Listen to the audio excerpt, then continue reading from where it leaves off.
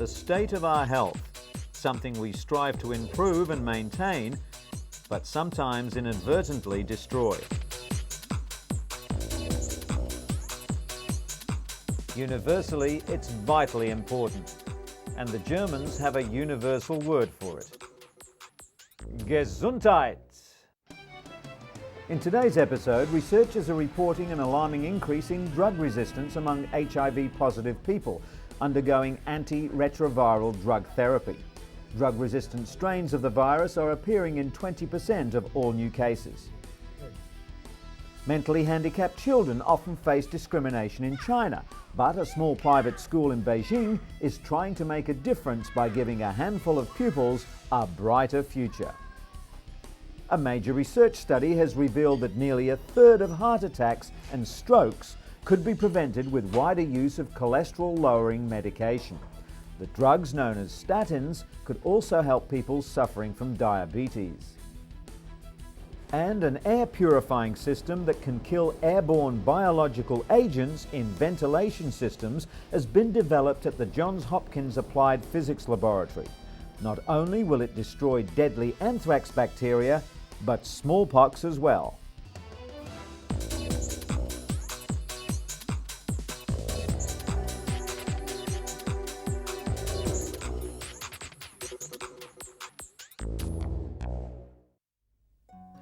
Our first story is about cooking with indoor fire.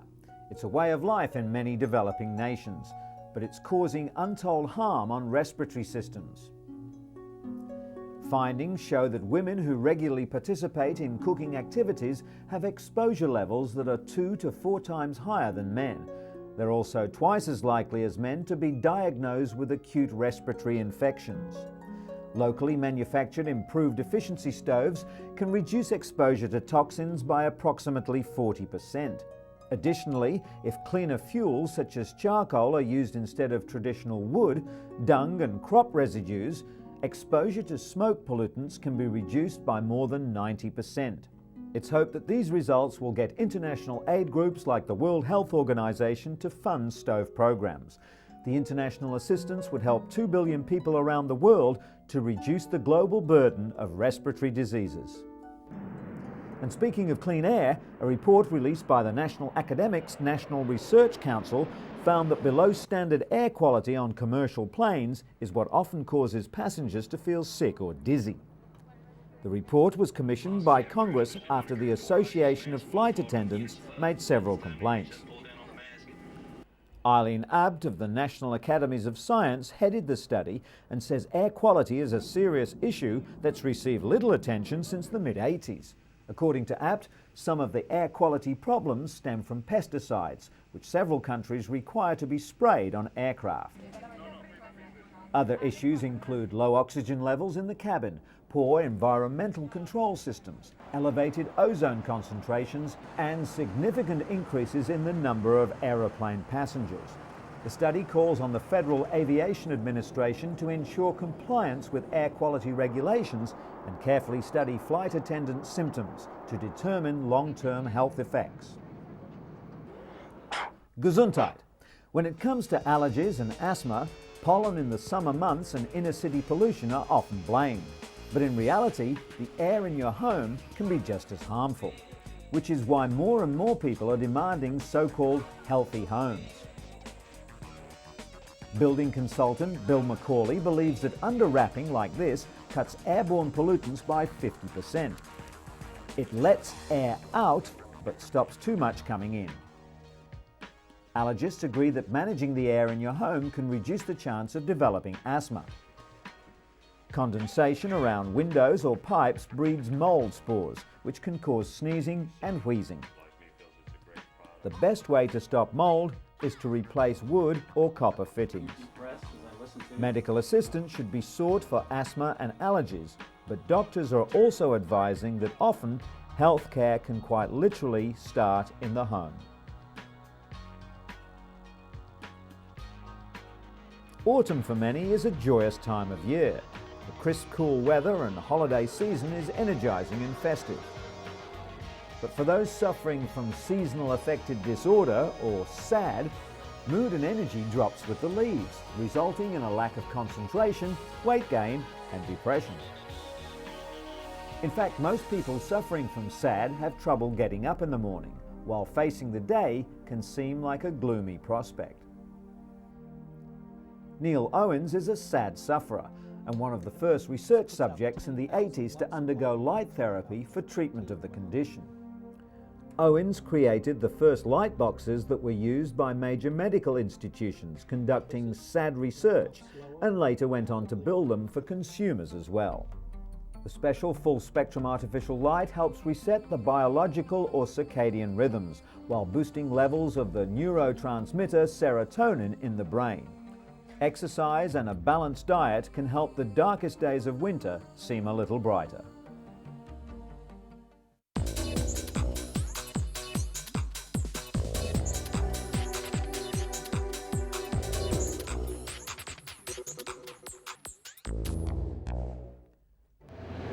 At first glance, the statistics don't seem so ominous. An estimated 163,000 people are infected with HIV or AIDS in Russia, a country of 147 million people. But experts fear the real figure could be 5 times higher. In anticipation of World AIDS Day, UN AIDS and the World Health Organization released the grim statistics, showing the former Soviet bloc now faces the fastest growing infection rate. The increased use of intravenous drugs is of key concern, as is the epidemic in the pediatric population. This hospital in St. Petersburg is the only one for HIV-infected children, abandoned by their mothers, mostly HIV-infected drug addicts. More than 80% of the reported cases are in people under 30.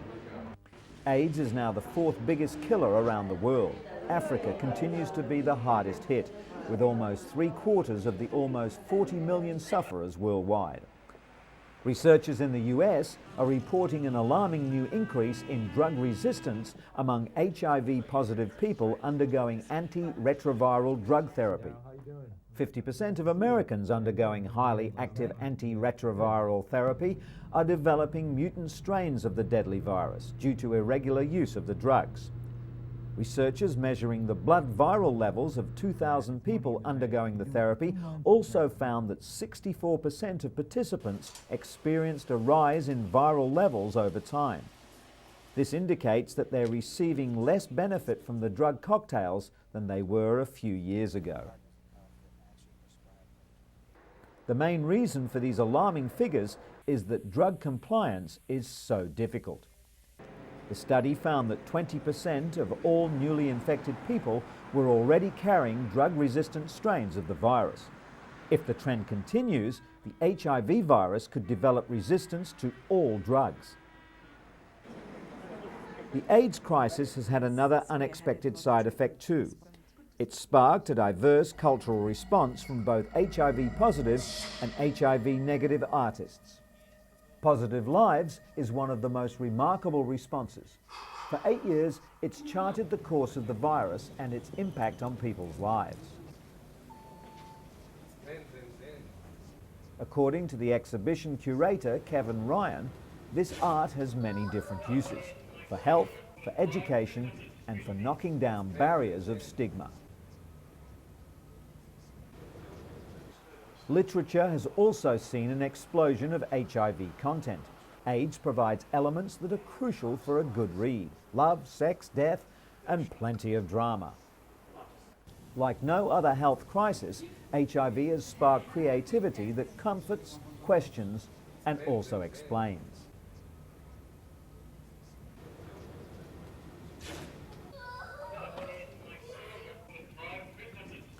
Art, homespun as well as highly sophisticated, continues to chart HIV/AIDS progress and reflect it onto a wider audience.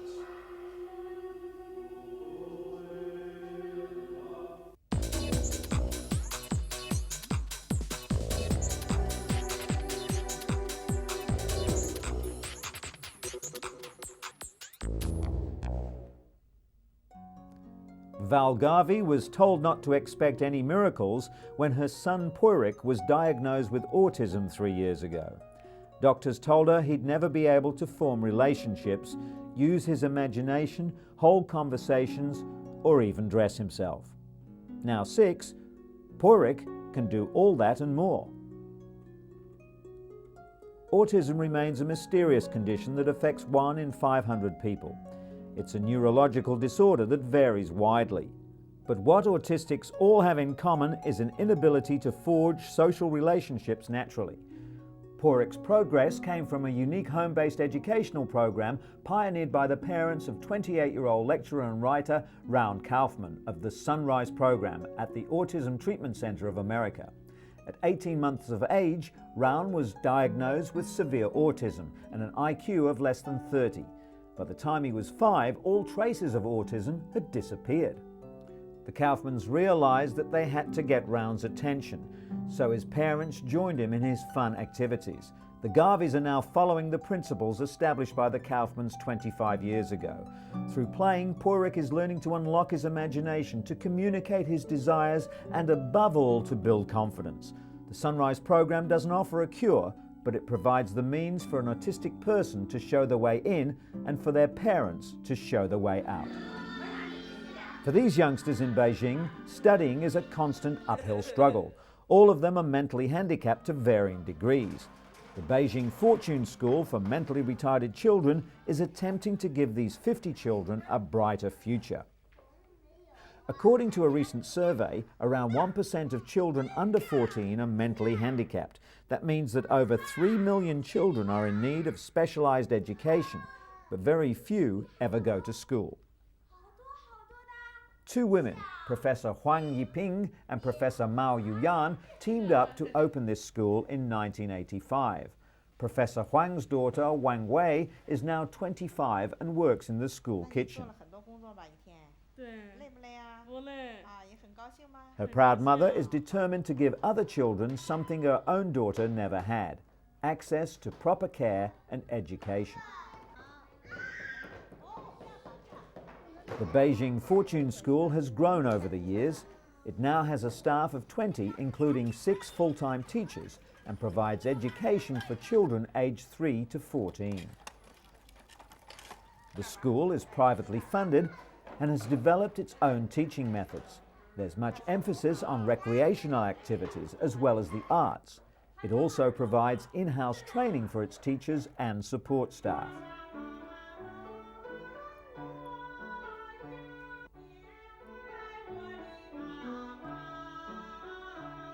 Zhou Jingren has attended the school for the past 3 years. He was born perfectly healthy, but soon contracted meningitis, a serious inflammation of the brain's lining, which resulted in brain damage.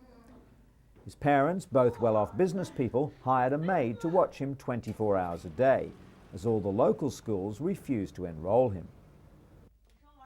The real breakthrough came when they discovered the Beijing Fortune School. According to his teachers, Jingren could not stand still and would destroy things when he first arrived, but they've seen a substantial improvement. And his mother has too. In stark contrast, life is bleak for 13-year-old Gongyi, who lives in a poor village in the mountains north of Beijing. He hopes to drive a tractor one day, but he may not even be able to fulfill this simple dream. While the nearby town does have a school for mentally handicapped children, it costs more than the family's entire annual income. Gongyi now spends his days wandering around the countryside, and there's very little that can be done to brighten his future. When Anna Luzinski came to the United States from Austria for surgery over a year ago, it was cerebral palsy that made it difficult for the 7-year-old to walk. Surgeons operated for roughly 8 hours to lengthen several muscles and rotate her femur to bring about an amazing transformation. This pitter-patter of little feet is music to her mother's ears. The Mayo Clinic Biomechanics and Motion Lab in Rochester, Minnesota has the same technology used by Hollywood animators and video game designers, only they used it to help children like Anna walk normally. Anna is first outfitted with the cutting-edge equipment, which is monitored by cameras and balance plates all the way down to the heated floor. They measure the intricate and complicated actions that go into walking. From the location of several small markers, doctors can calculate how the joints are moving, which is then used to guide surgical treatment of patients. Surgeons who performed Anna's previous operation are amazed at the dramatic change in her gait. Today's session is more than just a celebration of her progress. Anna is back for more treatment. This computer-generated stick figure made in her likeness will help the surgical team plan her next procedure. It's the same type of software that perfected the legendary swing of Tiger Woods for a video golf game that's putting a swing in the step of youngsters like Anna.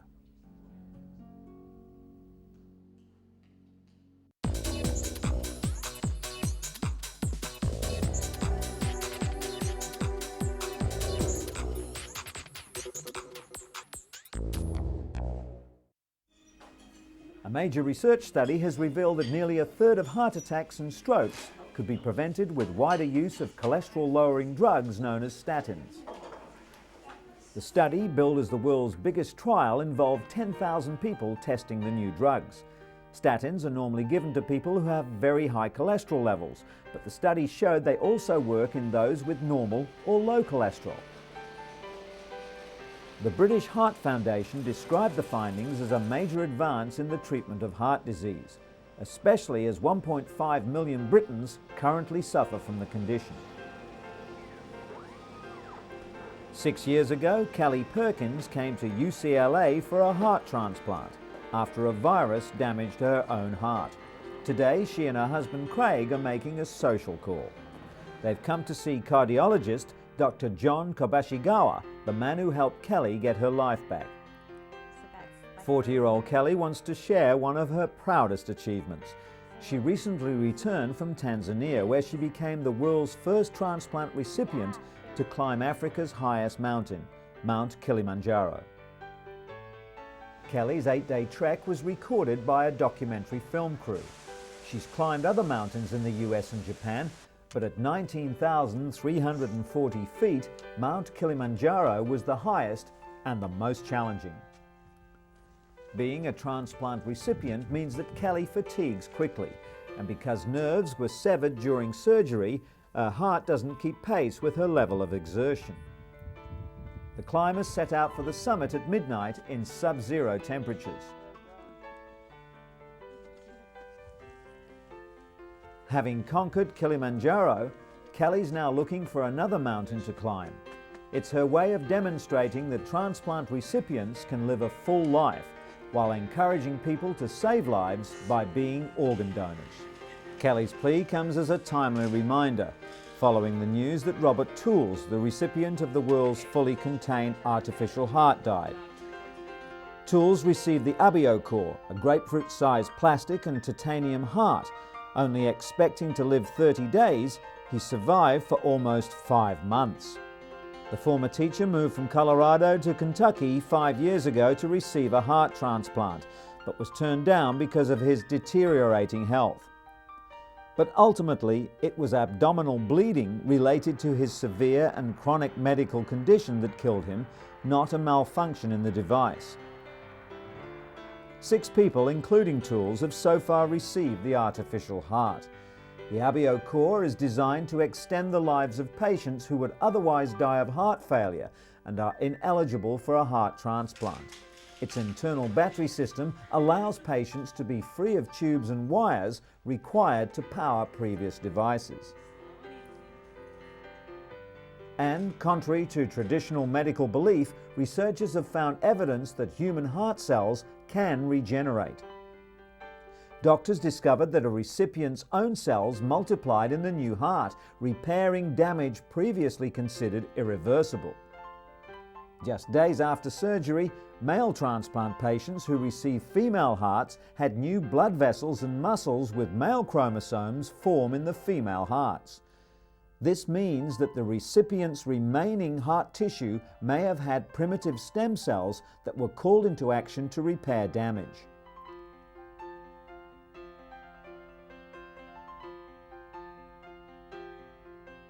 Scientists are now trying to harness the self-healing power of cardiac stem cells.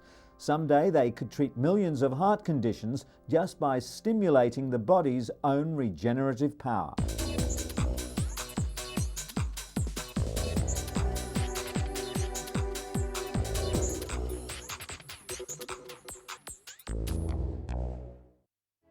US researchers say they've created an air filter system that's capable of destroying the deadly anthrax bacteria and a host of other lethal viruses, including smallpox.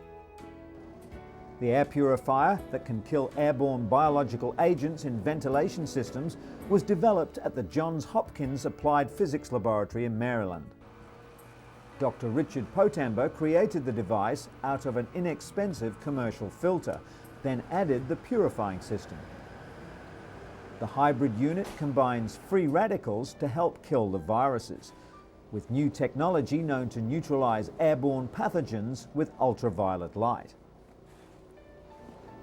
To test the device, scientists piped in molecules that imitate viruses, bacteria and spores. After being run through the filter and